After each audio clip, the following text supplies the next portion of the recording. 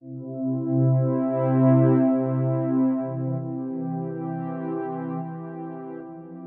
Moving Mavs program started in 1976 when Jim Hayes came here as a student from Tarrant County Community College. Coach Hayes, as a student, started wheelchair basketball, and then when he graduated, he actually was hired by the university to continue what he was doing in providing services for students with disabilities. UTA was one of the first programs in the country to begin providing especially sports and recreation programs for their students with disabilities here on campus. We gained a seat on the President's Student Advisory Council, and we felt like that the best way to get their attention or to help them understand was take them on a tour in chairs, let them see it from our viewpoint. Dr. Duke got in a chair. The first ramp he came to was in the old engineering building, and it was way too steep. I mean, no handrails, nothing. But Dr. Duke was a stubborn man.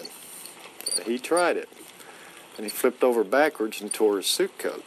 He decided that day, though, that he would start working with his staff and with the administration to see what UTA could do to become more accessible.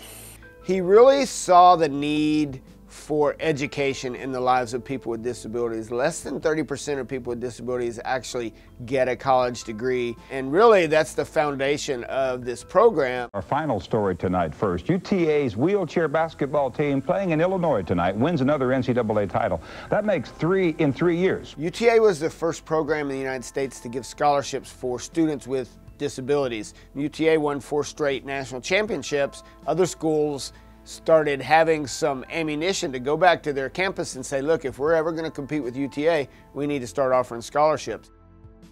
My son was born in 1986 with spina bifida.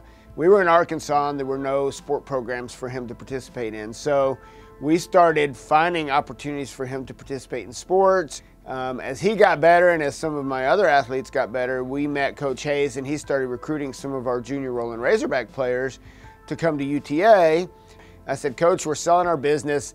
I'll come help you with the team. You're the only coach in the division who doesn't have an assistant coach. We loaded up a truck and came here to UTA, and I worked on a master's degree in curriculum instruction, great program here at UTA, and helped Coach Hayes for a little over a year. In spring of 2008, Coach Hayes passed away and I applied for the position. We have a really unique blend of players on our men's team. Because we've had players go on and be successful in wheelchair basketball at an international level, and some are even playing professional wheelchair basketball in Europe, that's brought the exposure of the program around the world. I'm from Venezuela, born and raised. While I was driving my car, some car passed by shooting and they hit me in my spine. I grew up in Cairo, Egypt. I was driving, someone was passing the road. I avoided hitting him and one thing led to another, car crashed. I had a spinal cord injury, had to have a surgery. I was born with something called spina bifida, and that is just kind of like a defect in my spinal cord. I guess it's cliche, but there's always the why me question, but I mean, it's something that I learned to deal with and get over with. So I moved to the US to do physical therapy. Everything was different because it's not only moving to a different country, it's also moving to a different type of life that you need to get used to, and you need to relearn how to work your body. I didn't care about being in a wheelchair in a different country. I just wanted to get better and better and better. I started realizing like all the stuff I could do on a wheelchair. I mean, you still think about it, but you don't care about it as much because you see it, but like all the different stuff you can do, like just in a different way. When people come watch wheelchair basketball for the first time, when they leave and you ask them, well, what did you think? They immediately say, that was not what I expected. I watched it for the first time and it was amazing. Like the speed these guys were going at, all the contact. The game is aggressive. If you're not bumping chairs and if you're not fighting as hard as the next guy, you're just gonna get tossed aside.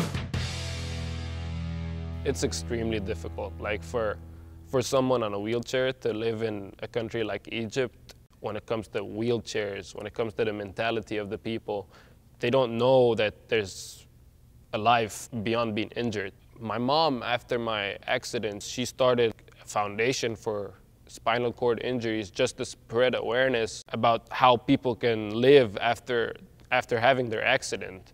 She's changing a lot of stuff, and I think that in a while she's gonna make some major changes around this region when it comes to how people view disability. So this is kind of our home for the moving Mavs. This is kind of a little lounge area right here.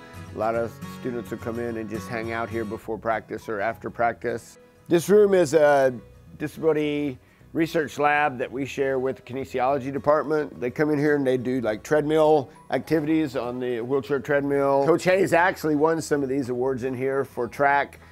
He was a Paralympian. We've had several Paralympians come through the program. So this is a little bit about all of them really that make us who we are today and what we do today, and kind of remind the guys when they come in here that they're part of this legacy from the past into the future. We do a lot of camps for injured service veterans, and so our friends from the Army gave us this. We worked with them for Warrior Games and helped them win wheelchair basketball in the Warrior Games 3 years in a row. We also use this area to work on all our chairs, some chairs over here that need to be worked on.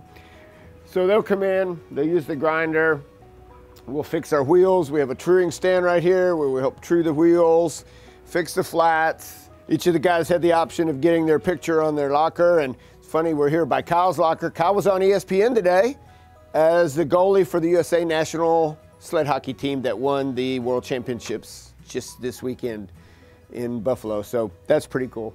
When we travel, we play on rec courts. When teams come here, they play on a full-size NCAA court, regulation three-point line, regulation free throws.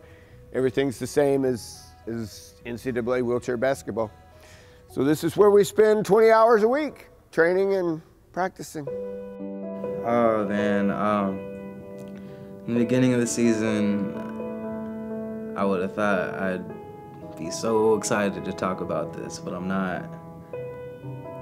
It was really unforeseen that we lost in the semifinals, and to say that we didn't even make it to the championship round, even just to see what would happen.